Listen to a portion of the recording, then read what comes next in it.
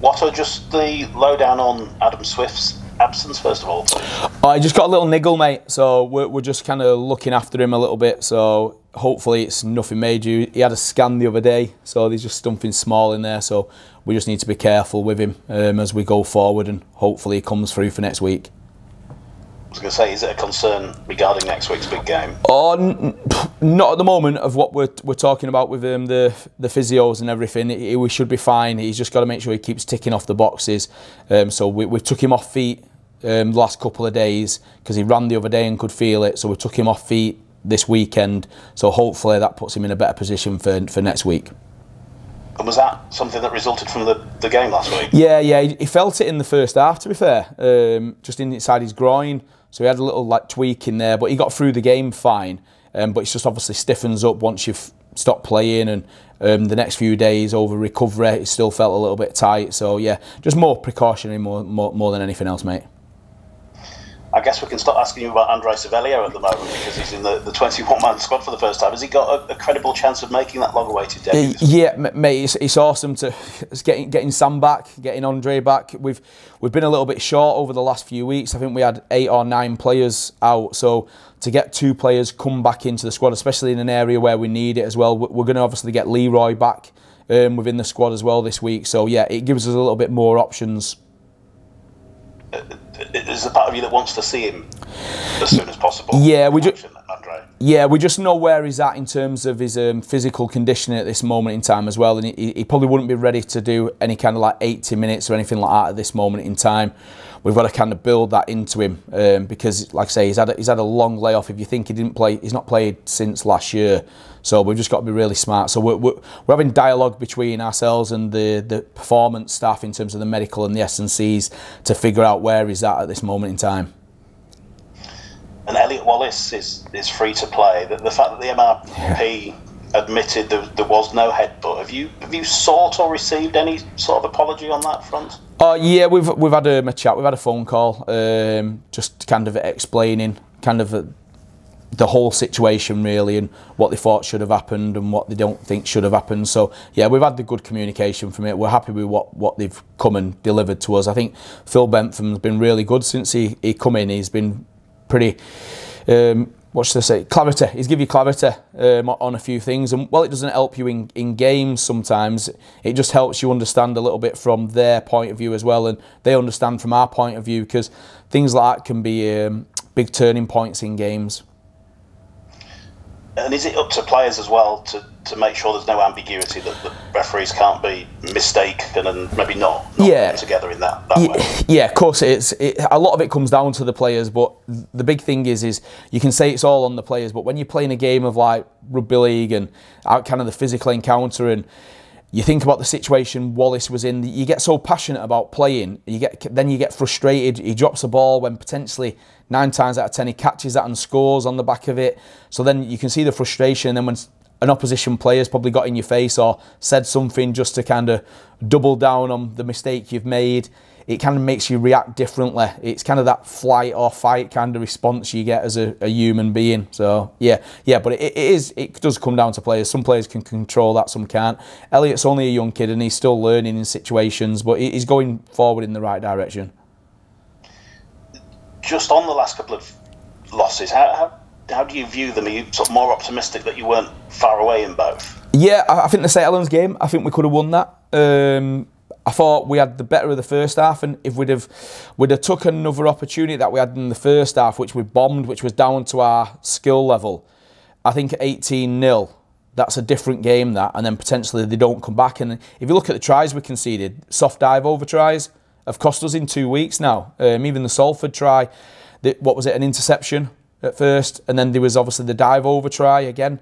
So we've conceded really two soft tries really. It's nothing that we're not handling. And then to say our attack didn't start the way we wanted it to against Salford was probably an understatement, because the way we finished was the way we were supposed to be starting in terms of our attack. But when you're not building any pressure or kind of completing any sets in good ball, you're just turning over cheap possession to a team like Salford who were going to hurt you at some point. But I thought overall, you look at the majority of the game, and I thought we were really good. You think about having 8 or 9 players out of the team, or the squad, and to be going up against full strength squads at this moment in time, to be in there and competing gives you confidence that once you start to do the right things and you get a few personnel back, you'll be in a better position to go forward with. At the moment, what's it, 10 games gone, you're 4 points off the top 6. Is it too early to sort of say that these games are important now to keep pace with those sides in the season? Yeah, I spoke about this, I think it was last week, to a couple of people who were asking me the question about like the tables shaping up differently than what it has most years. And I just said probably the way the loop fixtures have been set out this year, I don't think you're going to see an actual table until you get about 3/4 of the way through. And it might sound a bit strange that, but if you think about some teams are playing Settlers and Wigan, like for us, we're playing them twice, but we've not played like Warrington or anybody else.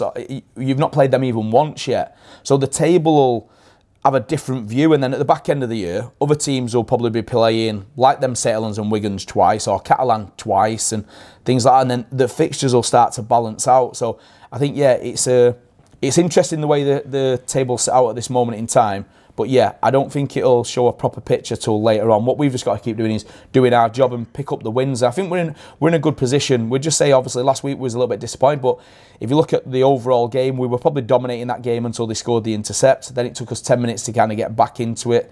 We conceded that crash over try, which was bombing too many opportunities, really, in good ball attack. So this week, is there potential to look at this fixture as an audition for the semi-final as well as a vital 2 points? Oh, in some ways, yeah. You look at Wigan and playing against Wigan, St Helens, even Salford last week, they kind of play off kind of material games at this moment in time with how tight they are and how close they are as well. And Wigan are going to be fired up and come with like a kind of a war of attrition mentality. It's how they play the game, and then they've got the quality of people like Field and Bevan French on the back of that. So yeah, it's probably another good game for us before we go into that semi-final. Are the players playing for semi-final shirts though at the moment? Everyone always is. Everybody always is, mate. When you're coming up to a big game like that, you're playing to be in that team. Everyone wants to be in them big showcase events. So the one thing we can't do is overlook Wigan this week. We've got to deal with that and put our performance there. If we don't perform this week, then you're leaving it to people asking questions and maybe maybe myself thinking we need to change something. So yeah, everybody when they're going into the week before the semi-final is going to want to play and put the best foot forward so that they're in that semi-final team. And you're a coach that's won a lot of semi-finals. Has your experience shown that you need momentum? Whether it's the result or whether it's some sort of better performance going into those semis. Oh yeah, the semis are slightly different. I think going into finals, you need to have that form. You like to have form going into semi-finals as well. And I'd probably say the way we've been playing, we're pretty pleased with how we've been playing and what we've been doing, apart from certain little areas which we need to tidy up.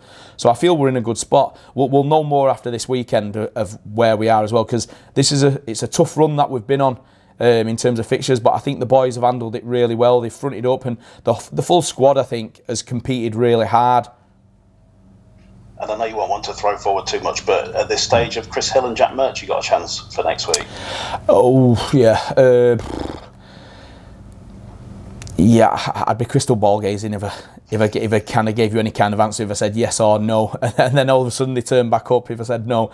Yeah, I'm not sure, mate. We've got a couple of players back this week, and I know that's where we're at this moment in time. Whether they get back or not, we'll see. Plus, don't forget, they've not had game time throughout the season. It's important to have the game time. I think more so when you're talking about performances and that, having game time under your belt is a big plus when you're going into games like that, because they're quicker than any games you play throughout the season. Just before we speak to Sam, how significant was that new deal that's got over the line? For Sam?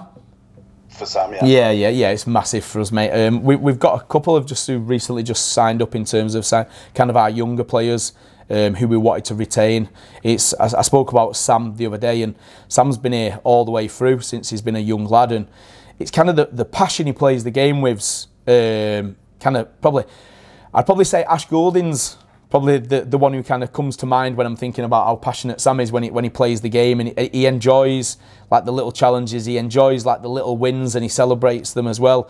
But he's a great guy who's gone through a real good development kind of stage, and it's people like Sam that you want the club to kind of be built upon. and have them sprinkling of other people in and around him, the way he goes about his business, the way he works hard, the way he's meticulous in terms of his preparation and all that kind of stuff, is the guy that we kind of want in this club.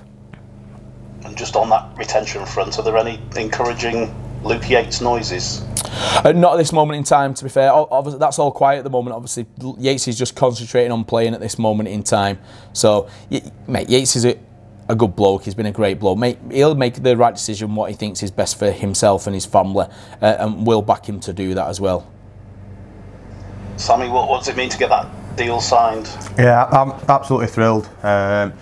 It didn't take much signing, if I'm honest. It took a pretty quick negotiation. Yeah, thrilled. Been here, like what I said, I've been here since I was a young kid.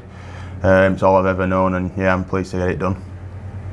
And it shows as well that you can have a future. You can, you had that couple of loan spells, didn't you, last year? And I don't know what your sort of mindset was at that point, whether you thought you were on the periphery or not. But it just shows you can have time away and still be part of the club's future, doesn't it? Yeah, definitely. I think that's what it was. It was just important for me at that time to get some games, improve my performances, and then the focus was to come back at the end of the year, play my part there, and I feel like I did a pretty good job, and yeah, so I feel like it's been rewarded by the new deal and ultimately getting the 12 shirt and having a starting spot at the beginning of the year.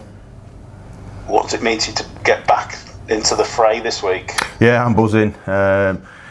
I've been itching to get back now for a week or two. We had a couple of things we needed to pass off with the medical staff, and I feel like we've got that done. So yeah, raring to go at the weekend and hopefully put in a good performance. And it was an injury in training, wasn't it? What happened? Yeah, it was just a little twist of the ankle kind of thing. Not really touched by anyone. Out there on my own, just a change of direction. I snapped a little ligament in my ankle. So yeah, it just took a little bit of time and surgery to get it sorted, but I'm feeling good now. What's your immediate thought when something like that happens, certainly when it's not in competition? Yeah, I was gutted, to be fair, especially the way it happened. There were nobody really around me. I've literally just gone to get back on side and gone over my ankle, and it was tough to take because I felt like I was just starting to get my foot in the door. Playing every week, I felt like I was doing a good job. So for that to come about, it was a bit of a dampener on things, but I'm looking forward now and hoping to get back where I was before the injury. And you wouldn't be human if you weren't looking at the big games ahead, like the semi-final, and wondering whether you were going to make that. Were you always targeting to get back ahead of it? Yeah, I think so. Like you say, you're only human, aren't you? And they're the games you want to play in. So I think when I first had the surgery, sat down with the physios and we spoke about a plan, best case scenario and worst case scenario. And luckily for me, we've hit best case scenario. So yeah, back in the squad, and hopefully give it a good go. What I was just talking about your exuberance, it's matched by your aggression as well. Is that something that you're having to sort of moderate with the current rules, etc., with the head collisions and things like that? Yeah, definitely. I think I'm one of the players that plays the game quite on the edge, and you are a bit conscious of it now. Obviously the match review panel tougher than what it has been years gone by, so you have got to be careful about how you go about your game. But yeah, like I say, I like to play with aggression, passion and a lot of energy, so if I can keep doing that, I think I'll be okay. Just lastly from me, Sammy, what do you think you'll get from Wigan on Saturday? Oh, they're always the same, aren't they? Aggressive pack, and then on the edges are pretty silky, a bit of class and flair, so yeah, big physical, tough task, but yeah, I'm sure we'll rise to it. Good luck, boys. Thank you. Cheers, mate. All the best for tomorrow. I'll pass you over to the other guys. Hi guys. Hi James. Just a few for Watto, please. Is your home record becoming a concern? It's obviously 3 straight defeats in the league this year, and you lost more than you won there last year. It is when you point it out, James. Yeah. You always bring them out, don't you? Yeah. It's not, mate. Yeah, in some ways, if you look at it like that, then yeah, it can be. But what we've got to do is we've just got to take each game as it kind of comes. Like I say, our away form has been really good at the start of the year. We had a real kind of tough kind of layout of fixtures, and we've kind of come through that. But what we've got to do now is kind of make that even more valuable by winning our own games and that's one thing that we've not done this year in the league. I think we beat Hull in the cup here, but I don't think we've won in the league at home, which is, it's strange. After a couple of years ago, I think we only lost one at home that year. So our mentality is we want to win. We want to win every game we play, but your home form is normally something that you can kind of help to get a bank on by getting your crowd in behind you and all that kind of stuff. So we just need to rectify it, mate. But it's not as a concern right at this moment in time. We know we just need to win at home and do our job. Yeah, you've obviously mentioned that semi-final that's looming. Is it dangerous having one eye on that when you've got a Wigan in front of you this week? Yeah, I don't think we have. I think we've been really good and focused on Wigan. I don't think there's not been any talk or much talking and around it at the moment. Everyone's kind of focused on doing the job. Probably losing last week probably helps that a little bit, because it means that you narrow your focus down on the team who you're playing this week rather than looking too far forward. Because the one thing in this game is you can't look too far forward. You need to deal with the one game that's in front of you, because you never know. Performances, injuries, things like that, they dictate what happens going on. So enjoy the game you're in and the moment that you're in there. Yeah, just one last one on the table. You mentioned them Luke fixtures, which give it a bit of a lopsided look at the moment. Yeah. Do you expect it to remain as competitive with drop points all over soon? Yeah, I think it would. The last couple of years have been really competitive. You always think about, if you look over the last probably 3, maybe even 4 years, if you're looking kind of that kind of 4th down to probably 9th or something like that, the table's been really tight in and around there. It's only been decided by points, and generally the playoff pictures come down to like the last weekend, the last 2 weekends. I mean, people spoke about our season last year, but even last year, for not having a great season and the amount of injuries that we had to deal with last year, 3 weeks away from the end of the year, we were still in with a chance of being in the playoffs. Unfortunately, we only, I think, won one of the last 3. If we'd have won 2 of them, we'd have probably been in the playoffs, I think. Or if we won all of them, we definitely would have been in the playoffs. So that kind of shows you the picture of how tight the competition is, and I think that's where it's gone. There's no easy games in Super League anymore. Some scores can blow out, but I don't think anyone can go into any game thinking that they're just going to win that game. Yeah, no, good stuff. Cheers for that, and congrats on the new deal, Sam. Thank you very much. On Saturday. Cheers, James. Hi, Otto, you well? Hi, Drew, you okay, mate? Yeah, very well, very well. I just wanted to ask you about your back line specifically, and how much emphasis have you put on that going into this season and in the early rounds? Because I was looking at the stats the other day, and I think it's Adam Swift, Kevin Agama and Essen Masters who are in the top 10 meter makers for this season. Yeah. Mate, it's funny because everyone thinks everything changes. Like, there's some people that have been talking to us this year saying we're throwing the ball all over the place, and it's not. Our system's been the same. We've not changed anything throughout. We've just tried to make things better, or we've brought better personnel, if you like, into certain situations, which are they're finding the feet in terms of like Isan. Isan was here last year and he was new to that system and he probably didn't fully understand it. And then this year he's been playing as well as he's ever played, to be fair. I think it's when people start to get comfortable. Adam Swift was doing what we wanted him to do while he was at Hull, and that's what we liked about him. We knew there was some certain things that we could have a little look at, but we didn't need to change too much in terms of Adam and what we wanted to get out of him. So, yeah, they've just fitted into the system really nicely this year. And I think, have we done a lot of work with them? We've done with pre-season. You always do a lot of work like with your backfield, with your middles, with your edges. You do that anyway. It's just probably a byfactor of the amount of work that they've put in themselves to really understand the system and to do what they're doing, mate.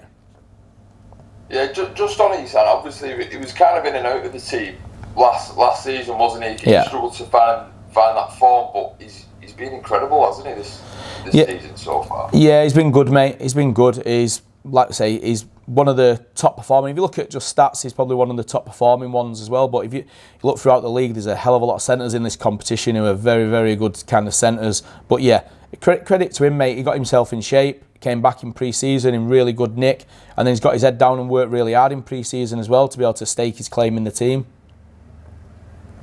Well, stuff. What's all the best for tomorrow, chaps? Cheers, mate. Hi folks, Sam, congratulations on the new deal, mate. Thank you very much.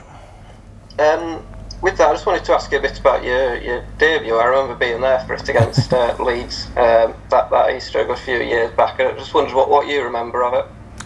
Yeah, well, I remember quite a bit actually. Back in 2018, it all came quite quick really. I wasn't expecting to play that long. I think we had a couple of injuries within the squad which allowed me to get make my way on the bench. And if I remember rightly, I think it was Aaron Murphy went down with a split to his eye and had to come off for stitches. So I made my way onto the field into the centre, and yeah, it was a tough game. I finished 22-22, and yeah, a real good learning curve for me. I learnt a few things that day about playing first team rugby, and yeah, great experience for me and my family. Was that not the position you were expecting to play in, man? I'm not too sure if I'm honest, probably second row, but yeah, got thrown in at centre, which I'd played in the academy, but yeah, I'm probably more expecting to go on at second row. It wasn't just you that made your debut that day as well. I think Louis Senior. Yeah, that was correct. He's done all right since as well. Yeah, he's having a good go at Cassington now, so yeah, wish him all the best for the rest of the season, Louis. For yourself, obviously, it's sort of taken you a bit of time to establish yourself, I guess, at Huddersfield. I think last season was the first that you actually reached 15 appearances, despite, as you were saying earlier, being away for a bit of it. I guess, why do you sort of think that's been the case, and why you're starting to get there now? I just think it's been a bit of a waiting game for me, being patient. If you look last couple of years, I've had Chris McQueen in front of me, who's been a great professional. He's done wonderful things over in NRL, and he came here and he was absolutely fantastic. So yeah, I think I've just been patient. I had a lot to learn coming through as a younger kind of player. I feel like I'm starting to get there now, starting to understand my role, my position, and my body. So yeah, it's just been a patient one really. I've had to wait quite a bit, but hopefully now I've got my foot in the door and going to make the most of it. I'll just throw that to Watto as well. I mean, what did you sort of find with Sam when you first came in, and how's he developed sort of from then till now? Yeah, well, I loved everything about him when I first came in. I seen this young kid who wasn't scared to kind of be physical and be aggressive in the way he played the game. He kind of put himself forward, but he played with a load of energy as well, which is obviously what we liked. We just knew he needed, or what I felt he needed, and myself and Greg Brown, the conditioner, was about his development and educating him to become a Super League player. And it's something that we'd spoke with Sam about, and we knew that there'd be periods where maybe he would go out on loan. So we started off at Halifax originally, didn't we? Sent him out to Halifax to play some games. He came back and played for us at the end of that year again. I think the year after then we sent him to Wakefield, because we felt the next step up for Sam was Super League rugby, and they started playing a few games there. So he was developing and learning while going out to other clubs, but we was always in constant contact with Sam. If we felt like he was slipping off certain things, we'd send him a little message, or would phone him, or Greg Brown would get in touch with him and ask him to do certain other things, because he was always going to be a Huddersfield player for the long term in what we saw. It was just about when was the right time to bring him through. Now, talking about Chris McQueen last year, if you think the year before that, every time Chris McQueen dropped out, Sam came in and performed really well and probably scored tries as well, what Crispy was scoring. And then the year after, when Chris come out, Sam kind of dropped in. But it was becoming more obvious last year that it was kind of becoming Sam's time. Well, Chris was probably coming towards the end of his, and then we've seen that in a few games. But Crispy, the career he'd had, he kind of deserved to finish kind of on his terms, and that's what we felt. And we continued to just keep working with Sam so that this year he come in a position where he's got the number 12 shirt now. He's a genuine first team player now. We're definitely certainly not looking out to send him out on loan anywhere anymore. It's about him being in our first team and being fitted in there in that first 17 week in, week out. And I think he grasped that at the start of this year and realised it was his time now. Because young players, they all go at different levels. You talked about Esam before, about struggling the first year, and then this year being real good. Everyone develops at their own rate. I think Sam's now in the prime to basically take this the back row spot and for it to be his own for a long period of time. Do you think, you mentioned obviously giving him that 12 shirt, do you think he's owned that so far, sort of through pre-season, obviously the first few games before the injury? Yeah, well, before the injury, if he hadn't have been injured, he certainly wouldn't have been coming out at any point. The way he was going was, he was getting better, we thought. We've always spoke, haven't we, in the past about like he might play 3 or 4 games and play really well, and then there'd be a little bit of a drop-off on there. But this year he was maintaining his level of performance, and this is where you wanted to get him to. So it was unlucky that he's had a little bit of an injury, but in some ways it'll be good. It'll just freshen him up a little bit, and he'll know now when he gets back out there what he wants to do and what he wants to achieve as well, and it'll give him that little bit more fire to come back in. And it's a great opportunity for him to come back in this week now. Before we start facing some bigger games, because what you want to be a better player is to play in big games and experience them, understand what they're about. And Sam, with what they're talking about, sort of the long-term plan that he had for you over those last few years, did you always feel confident that you'd get there in the end, to sort of the position that you're in now? Yeah, I think so, because everything that we spoke about came to fruition. We spoke many times, and we did have hard conversations sometimes, like what I was saying then, when I needed to come out because I wasn't quite performing. I might play 3 weeks, the third week be not up to scratch, and then I'd come out for a week or 2, I'd go back in. So yeah, I think we had spoke about it, and I trusted Watto. I understood what he was talking about, and yeah, I understood the plan, and it's working now. So yeah, I'm thrilled. And last thing then, with the new deal, where do you want to go with your game, I suppose, in the next few years? Well, I just want to keep improving, keep progressing. I think the last couple of years I've come on leaps and bounds, and just keep doing that really. I'm not looking too far into the future, but if I just keep progressing and improving the way I did then, I should be fine, and hopefully keep the back row spot for many years to come.